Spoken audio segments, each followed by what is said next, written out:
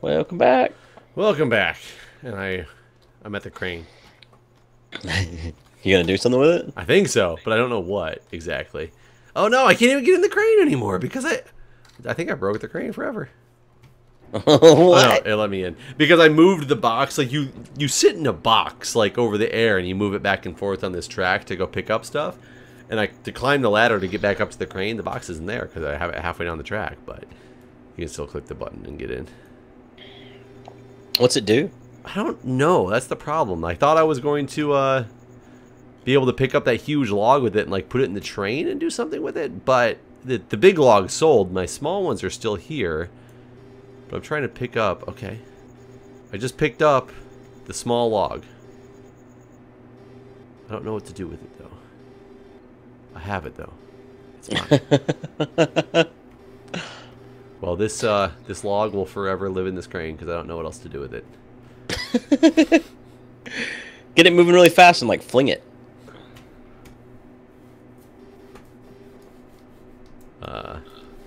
It doesn't move that fast. Yeah, that was dumb. I don't quite know what this is all about, but I'm gonna come on back home with this guy. Okay, so anyways, you don't understand something about online schools. So what I don't understand is, whenever I went to high school, and how I understand college to be, before the internet, you go, you study, you take tests, and in a controlled environment where you can't cheat.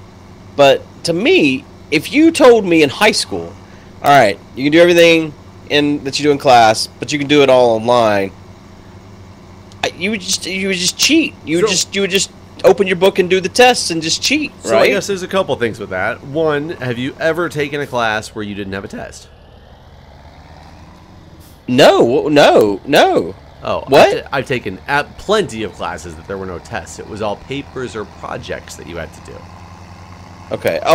Yeah, actually, I guess my psych. Well, no, there's still some tests in psychology, but okay, mostly that. Okay. So also, there's multiple choice tests that you can take online easily. It's very simple to set those things up in, a world of online computers. But there's many opportunities, especially in my engineering school, my junior and senior year. I think every test that I took was like an open book test. And the professors did that for two reasons. One, they said in the real world you have access to this stuff. There's no reason not to give you access to it now to test your knowledge. For two, if you don't know the stuff, you will not get finished if you have to look up every answer. There's not enough time that you, yeah, time tests. They're all timed. You always have online too. Period. Online, yeah, they'll usually give you a timer. The thing that really sucks about some of the online tests that I have had to take are they'll sometimes give you only one attempt, and it's to prohibit like cheating on being able to open up different browsers and close things, or open it up because you got a question you don't like, because a lot of them are randomly generated. So sometimes they'll only let you open it once, and if your browser crashes in the middle of taking it, that kind of sucks because now you've just failed the test because you don't get a grade. You have to like frantically email people and be like, please, like, let me back in. Okay. So yeah, but I've taken plenty of timed online tests that were just fine and more realistic. They do have specific web browsers now that actually don't allow you to open up any other thing on your screen. If you open up anything else on your screen, it like locks you out of the test because it won't let you cheat like that. There's also some programs out there that exist that somebody has to watch you on a webcam, and before you start the test, you have to show them around your entire room, and then you have to have the webcam pointed toward the door and any entrance or exit at any time that they tell you in the middle of the test. Show me the window, show me the door, to the window. What? I don't believe you. Yeah, there's, I'm trying to remember what they're called. It's like, it's some Proctor company. It's called Procter and Gamble. No, it's like there's some Proctor company that's what they do, and that's their whole business, is literally to proctor online tests. And they have a person that sits at a remote command center somewhere watching, like, 5 people at once, but they watch and make sure that they don't that people don't cheat. I don't believe you. I mean, you cannot believe me all you want. I don't know how effective it is, but it's, you know, all you do That is just sounds crazy. well, and all you could really do is have another computer sitting next to where the webcam is, so they couldn't see it. It'd be quite easy to do, and have like you know, Skyping somebody in or typing other things in. Like, there's plenty of things I'm sure you could still do to cheat. I'm sure you couldn't give a super secure test that way, but could you give, you know, some semi-secure test that way? Sure. And especially with the increase and influx of for-profit colleges, I mean, they really don't care. They're just there to make money. Isn't all colleges for profit? No, most colleges are not for profit. For-profit colleges are like your University of Phoenix Online. I don't even know if University of Phoenix Online is actually a for-profit college or not, but I attribute it the same as most for-profit colleges. Right. I think it is, actually, but... So, if they're not for-profit, why's tuition so high? Because it all goes back into the school. Why do you think they have, like, buildings made of fucking marble and, like, ivy growing everywhere? Because you gotta spend it on something. Why do you think professors... Is ivy expensive? I have no idea. Ivy League colleges are super expensive. Is it called Ivy League because the ivy they have? I actually think that had... I'm trying to... I used to know this backstory behind it, and I don't remember what it is. I think what it was... If I recall, and this could be wrong, and I want to look it up in a minute because I want to know if I'm right, but I want to try to do this from what I was told before to see if I remember correctly. I'm pretty sure there was a bunch of institutions back in the day that were all like competing to be the best institution. And a handful of them actually had the climate and the ability to grow ivy at the time. And the ones that, the really well-respected ones that could grow ivy became the Ivy League colleges. Like, that's what the name is. It really, nowadays, has nothing to do with anything else except back in the day that they could grow ivy. That's weird. Like Georgetown University, not an Ivy League college, but it was because they couldn't support ivy at the time in their climate or didn't have access to it or something like that. Now that I've said that random story, I'm going to look it up for the record. This is like a wives' tale. Ivy League college, what's it called? Backstory? Or etymology, is that what it would be? The history of the Ivy League college. Ivy League schools are considered to be the most prestigious of all colleges in the United States. These schools are primarily located in the northeast part of the country. 8 total colleges are considered Ivy League, blah, blah, blah. The term Ivy League came out in 1954 when the NCAA Athletic Conference for Division I was formed. At the time, the elitism of the schools was really due to the prestige in the realm of sports like basketball. Although the term Ivy League was not created until the 50s, many of these schools were in existence as far back as the 1600s. Something Harvard's, blah, blah, blah, blah, blah. The fourth oldest university, Pennsylvania. I'm trying to... The smallest Ivy League school, Dartmouth, was in 1789. Oh, that doesn't say why they were called the Ivy League colleges, though. It just says what it was about. Origins of the Ivy League. Oh, God, there's a tractor coming underneath my view. Where does the Ivy League come from? The universities belonging to the Ivy League are Brown, Columbia, Cornell, Dartmouth, Harvard, Pennsylvania, Princeton, and Yale. The idea dates back to October 33 when Stanley Woodrow, a sports writer for New York Herald, used the phrase Ivy colleges to describe those schools which had common athletic programs. What does Ivy have to do with athletic programs? I don't know. When initiated by administrators of the 8 schools in September of 48, the Ivy group was concerned about growing interest in college athletics.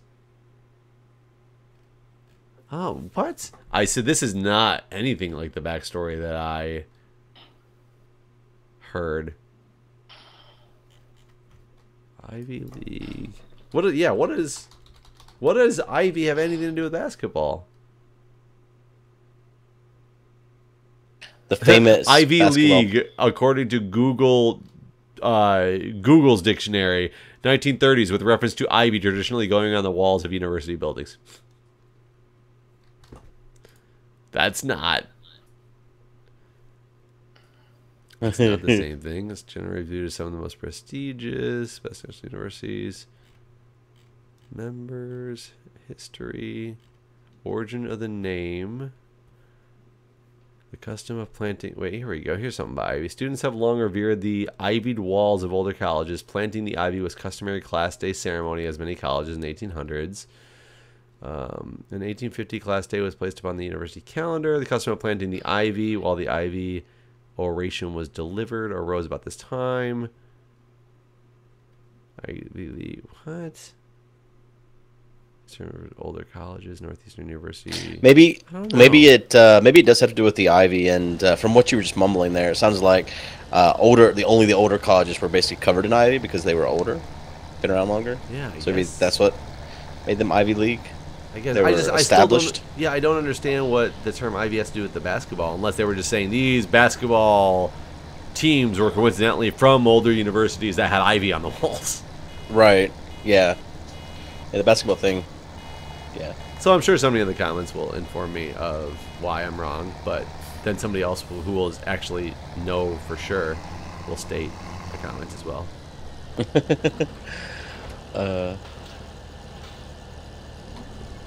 But yeah, online colleges, like my master's degree, my first master's degree was online, my second master's degree was online, and my DMP is online.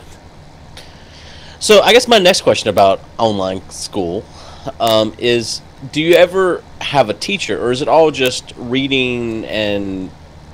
So, that good question, good question.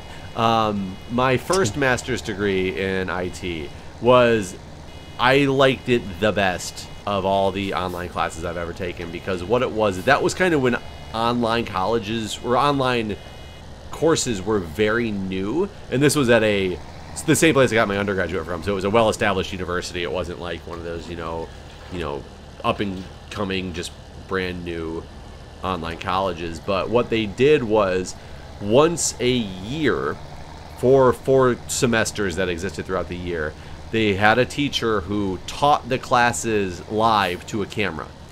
And any students that were taking it that semester who were local were allowed to participate in those classes as well. And I was a local student, so I actually got to go to a lot of the classes if I wanted to. I'm trying to get this bail out of the way. And I would sit in the classroom with the professor who was recording the lecture for the next 4 semesters. And there was always a professor who taught the classes, but only once a year did they teach the classes per se. But you actually, the courses were based on you watching a lecture as if you were there. You just couldn't ask questions. So I guess my next question is, since you were there, could you ask questions, and would that be part of the video that was shown? Yes. Okay. And it was kind of interesting because sometimes I would go there and not planning on asking any questions. But most of the time I was the only student in the classroom because there wasn't many people who were local in this program. And often I would get caught off guard because I would be surfing the internet.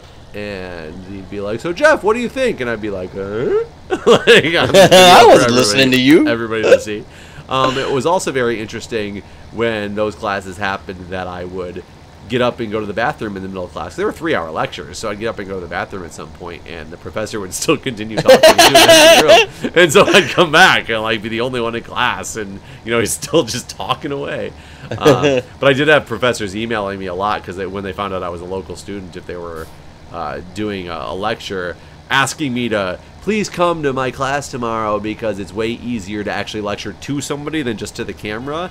So it made me feel obligated to go to most of these classes. The only one I never went to was there was one at 8 o'clock in the morning every Friday, and I did not go to that class ever. But all the ones that were anytime after 8 o'clock, I went to all those so that for one, it helped because the professors got to know me and then they had it easy on me. It was a new master's program, so it was kind of nice. I was about to say that probably was fantastic. Like you were like, that's the best damn. Yeah, it's the best way ever. to be the teacher's pet for sure, because you can, do. I can't say I had to do any less work, but that program also was not difficult at all. It was very, what is the term for it? Everything was project and programming oriented, so it was a lot of fun. It was like, we're going to teach you all this stuff, and throughout the semester, what you're going to turn in at the end is a project that you made, the series of websites that does this, and you learn all these different programming things about the websites, and like web coding at the time, what it was back in 2005, and make a website that utilizes these features and has some functionality. So it was cool because you were just working on something that you had this end product that was just fun to do. Right. So it was not bad at all. There was some bad classes. I had to take like a management class with this lady who was a real pain in the ass. And this was funny because she only had an optional midterm and a final exam. All she had. I didn't watch any of her lectures. I had all the books that I was supposed to have, and I figured I will just try to take the final exam because it was an open book final exam. I will just try to take the final exam and pass it if I can. Well, I made a mistake and got my class syllabuses mixed up and actually scheduled my exam because you actually had to go in for some of the exams to your local site if there was that type of exam in the class. So I was supposed to go to a place, which for me was the university, to go schedule time with a proctor to go sit there and write out this exam. And it was a written exam, not a multiple choice. It was like you're writing essays on questions about these management topics. And I scheduled it for the day after the deadline was because I looked at the wrong syllabus. So technically I ended up failing the class, but she let me take an incomplete if I mastered the course material and took both the midterm and the final. And I was like, well, fuck, this is going to be shitty. I'm going to have to, like, take both of these and do all the studying and all the stuff for it. So I scheduled the midterm, and the proctor at my school was like, I know you're supposed to come in and do these things and you have a 2-hour window, but we're not going to be here, so we're just going to send it to you via email. So just email it back to us in 24 hours when you're done. Jesus. And she sent me the final exam on accident. So what I did is I spent hours writing like the most amazing essay I could ever have because I had all the books in front of me.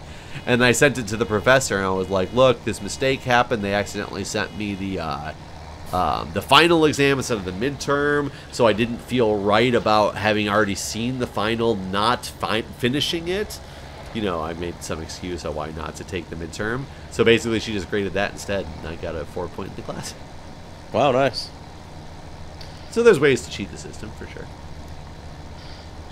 It just seems like it'd be so much easier. But, I don't know, the kind of learner I am... I don't know. I mean, that is the hardest thing about online classes is because it's self-directed, for one. I need to... Like, my DMP program's hard as hell for me. I'm 3 days behind right now already in my new semester because I just don't have the ambition to go in and do what I'm supposed to do because I have to do everything. Nobody teaches me anything. Right. Here's your assignments. Now I have to go fulfill all the obligations of this assignment, whether it's reading my own lectures, finding my own articles, reading 18 chapters of the book. Nobody is giving me a brief rundown of what I was supposed to learn in those chapters like they do with a lecture. Yeah. See, like, for me, if I understand something, like, if I get it, I get it. Like, I've self-taught myself different programming languages and stuff, but I had a framework to go on, you know, because I had someone at one point teach me the basics of programming.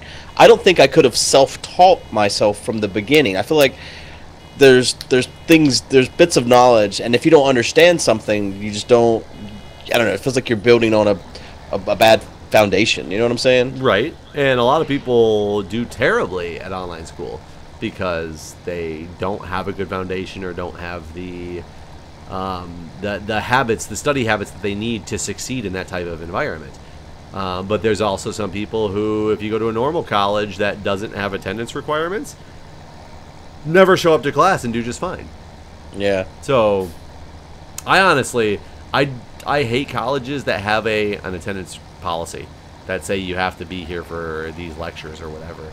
Because I feel if I'm taking the class and I feel that you're an ineffective instructor and I would learn better on my own, then that's my prerogative.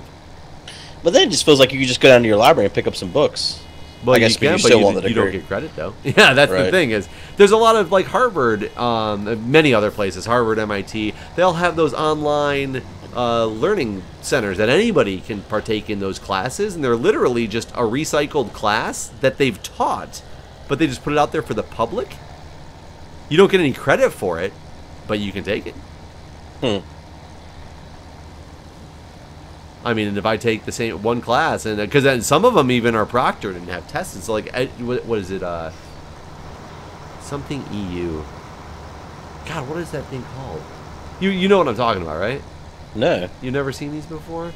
Harvard educational programs? I'll have to look them up in between episodes. But yeah, you can actually sign up for classes in some of them that have professors and proctors. They have people who volunteer to do this on the side for free Well, they might get paid by the school, but for people to take these classes for free, but they don't count as any credit.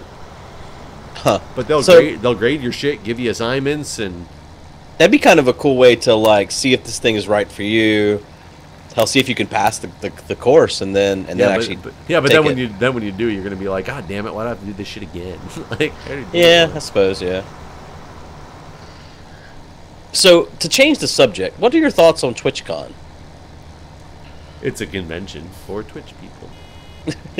I mean, I didn't go to it last year, so I mean, TwitchCon last year was the second year actually, so this is the third. Oh yeah, that's right. This is the third year. So I mean, TwitchCon is just like any other of those gaming events. It's just mainly Twitch related. Like, think of Minecon. At least TwitchCon, it's a lot of creators getting together who do all these random different games, so you can kind of have any vendors that you want there to make it like more of a thing, any panels that you want. Minecon is the one that's more baffling to me. Yeah, that's a good point. It's actually a really good point. I don't know. See, I went the first year and I hated it so much. Worst convention experience of my life. When you went the first year, though, how often did you stream?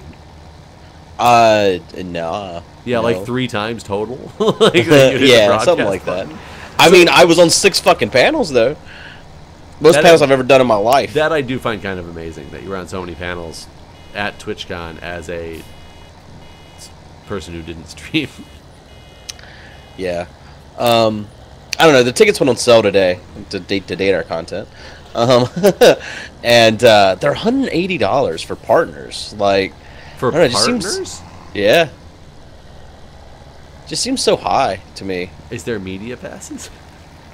No, probably not, because everybody would be eligible for them if it cost that much for the partners. Right. $180 for partners? Because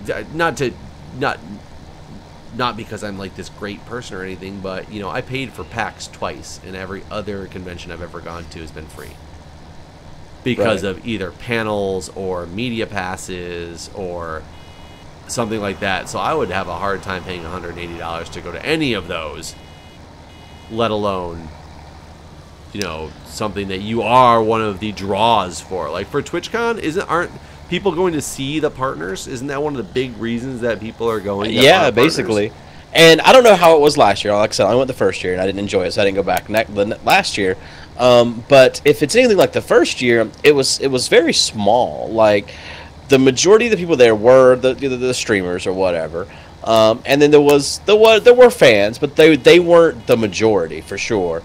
And then the floor where like there was vendors and stuff was almost like a trade show. It wasn't like PAX or something. It was very small time, and it was mostly people that wanted this direct access to Twitch partners to talk to them, like companies like Discord and Skype and GameWisp and like all these companies that just really want the FaceTime with Twitch streamers. That's why I find it amazing that why does it cost so much for the Twitch partner? How much does it cost for a non-partner?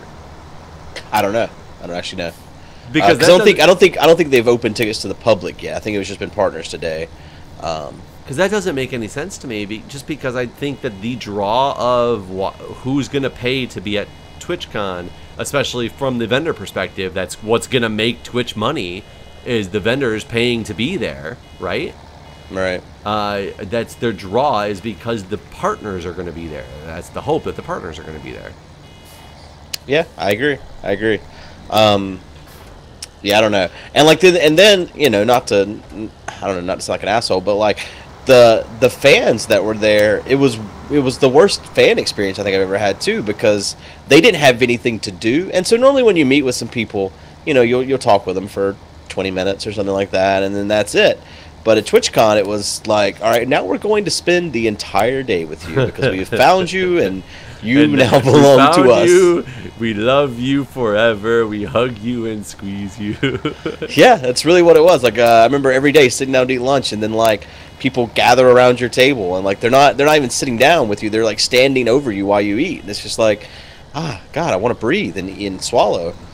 It's just so weird. But I mean, but here's the deal: if Twitch makes that much money from it, like if it's working for them, then hell, more power to them. They found a way to make a lot of money from this, and that's what businesses do, right? Yeah. Twitch is very good at also dumping it back into like making their infrastructure better. Like I think Twitch is very good with what they do with their money. So any money that they can get, that's great. But it's just, I would not have I never expected Twitch to have their own TwitchCon in the first place. But I'm so much more, I've so rarely streamed because it's a whole different ball game to stream than it is to make YouTube videos. And I'm more of a YouTube person than a Twitch person, though I'd love to be a Twitch person. I love interacting with the audience and stuff. When I can pay attention to it, I have a real hard time, like, watching the chat and playing a game because that's not what I've ever done before.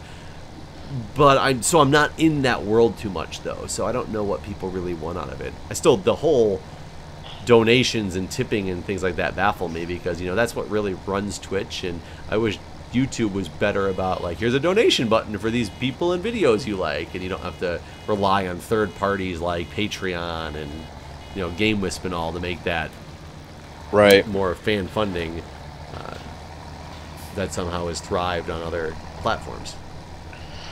Like, I wish YouTube did more. Like, subscribing needs to mean more. Agreed. Basically. Agreed. Subscribing literally at least used to put you on a list that you would see my stuff when it came out now. And it doesn't even do that anymore. Right. I mean, it subscribing does is the back basically end somewhere, but it's... Yeah. But yeah, it really doesn't. Which like, there should be... I mean, you know, on Twitch, you subscribe, you have to pay money to do it. You know, it's $5 a month or whatever. And I'm not saying that's what YouTube should do. Though, it'd be kind of cool if they had some kind of tier of that as well. And they could give benefits. Like, there could be, like, a comment section that's only for...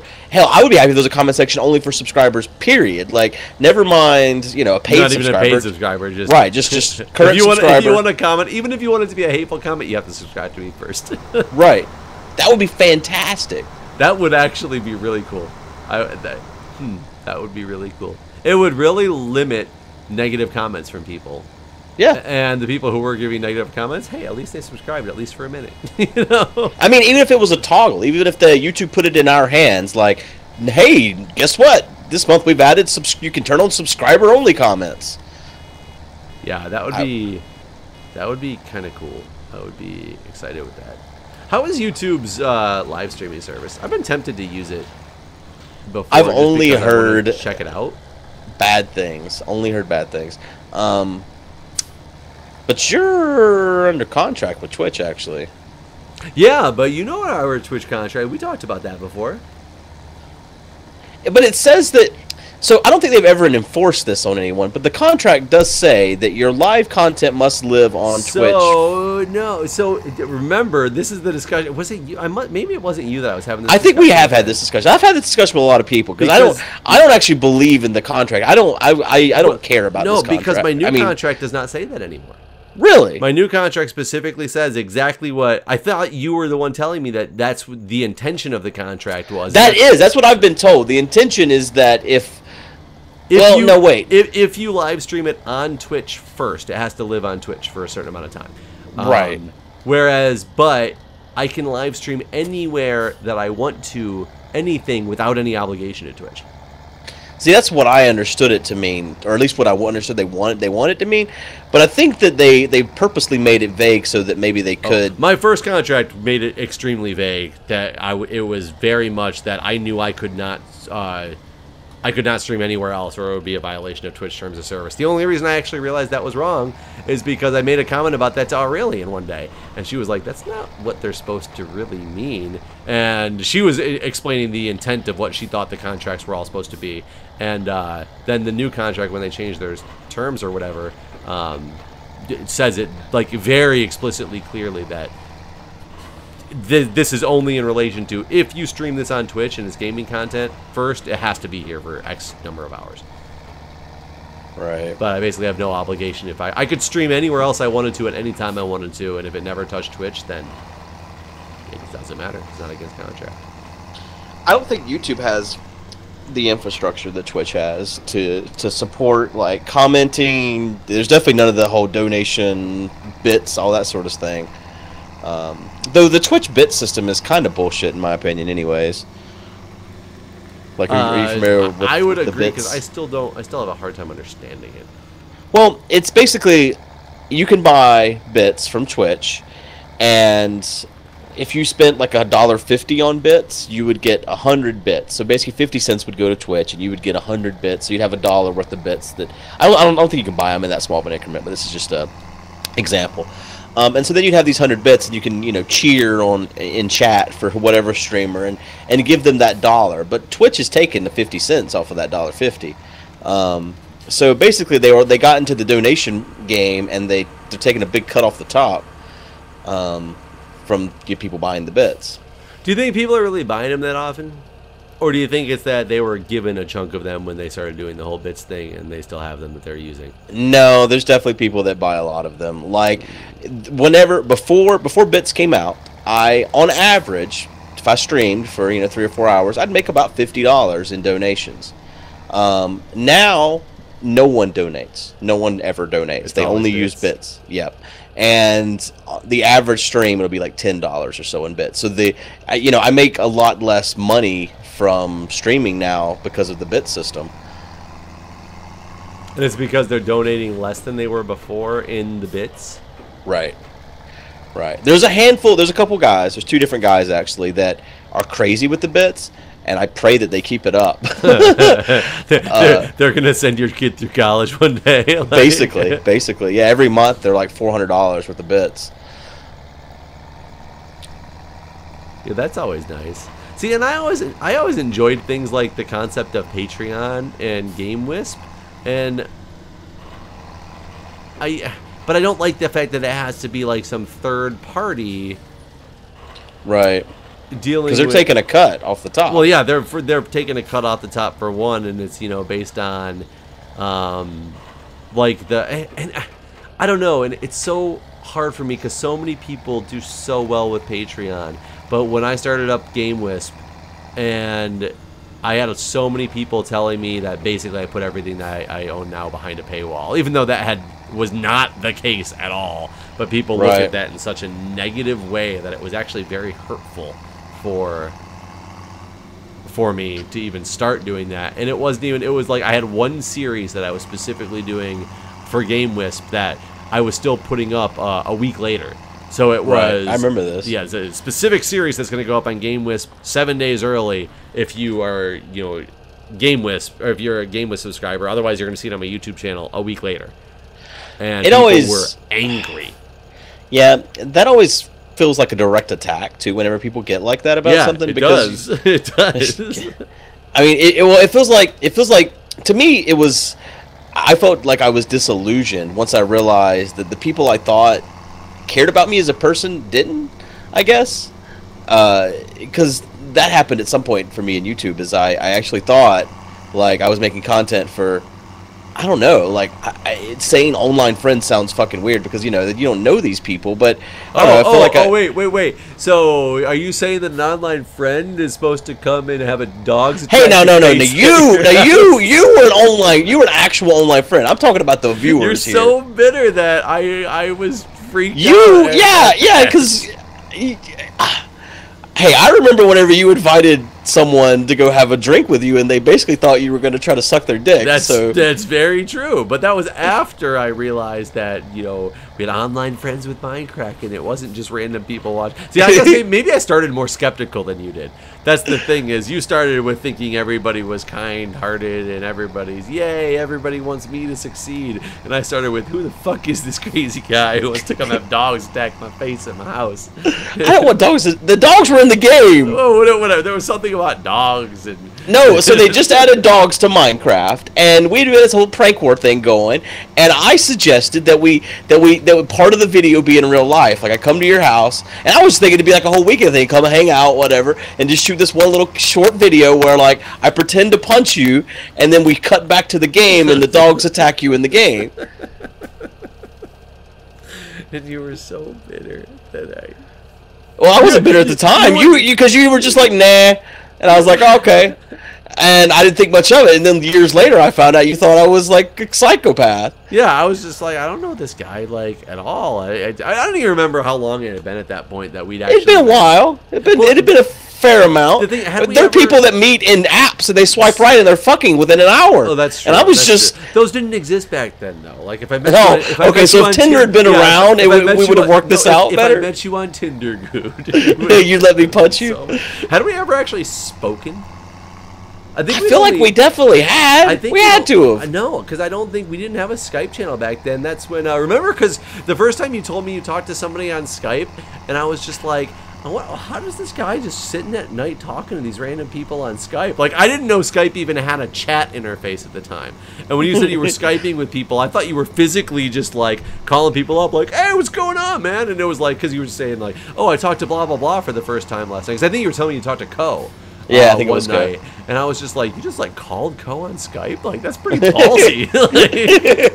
Like, so I didn't even have Skype installed at the time because I would have known it had a chat interface then. So I'm not sure that, like, we'd ever physically spoken to each other. We'd only typed to each other through... Because we used to actually use Google Chat a lot. Google Chat? Or Gmail Chat. Like, whatever that chat is next to Gmail, we used to talk through that. We did? Yeah. I don't remember this. Yeah. I think that's the... Are you sure? Yeah. That's the way I found out, like, what your name was, because it, like, popped up. And I was like, oh, that's this guy's name. I don't remember that, actually. Yeah, but I mean, I knew your name was Jason because you say it in the beginning of every single one of your videos ever. But I mean, your full name. Huh? Yeah, I don't remember that actually. Yeah, I could probably still find it in my like history because Gmail saves everything. Yeah, they definitely do that. Wow. But well, what were we going with that real quick? You were saying that people and the goodness in them, and I sidetracked it with. Oh, I don't know. I mean, you basically nailed it on the head. I'm naive. I thought people were like genuinely cared about the content creator and thought that they wanted, like you said, they want us to succeed and yay for us. And no, they just want the majority of people just want their content. Yeah, the majority. I do definitely think there are some people out there that are. And we've met some of the people that we hang out with normally at conventions that definitely care about our well-being and enjoy the content as a side piece. But yeah, I think most people are just like, most people have probably already stopped this video because they're like, what the fuck are these guys talking about? This right. They're still they have not hired a worker for one thing, and they should do submissions. And do submissions, right?